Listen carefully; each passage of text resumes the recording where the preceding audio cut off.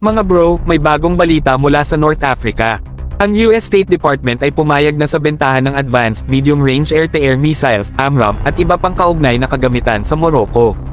Ang halaga ng buong package aabot sa $88.3 million.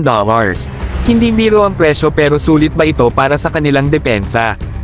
Ang deal na ito ay kinabibilangan ng 30 AIM-120C8 AMRAAM missiles, na kilala bilang isa sa pinaka-advanced na air-to-air missiles ngayon.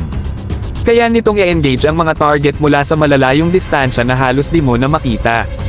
Perfect para sa modernong air combat at nagbibigay ng malaking advantage sa Moroccan Air Force.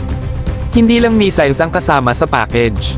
May bonus pa tulad ng telemetry kits, spare parts, classified software, at technical support. Sa madaling salita, kompleto ang package para siguraduhing operational at ma-maximize ng Morocco ang mga bagong assets nila.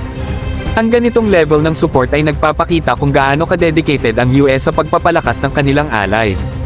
Ang tanong, paano kaya kung ganitong klase ng missiles ang magamit din ng Philippine Air Force?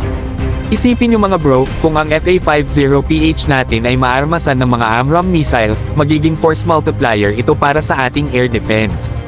Kaya na nating mag-match ng capabilities laban sa mga modernong air threats. Pero syempre, hindi lang basta missile ang usapan dito. Ang ganitong klaseng deal ay nangangailangan ng sapat na budget, training, at maintenance. Kaya habang humahanga tayo sa Morocco, dapat din nating isipin ang practicality kung tayo man ang bibili. Kaya ba ng budget natin?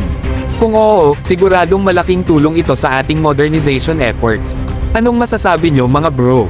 Angkop ba ang ganitong klase ng missiles para sa PAF?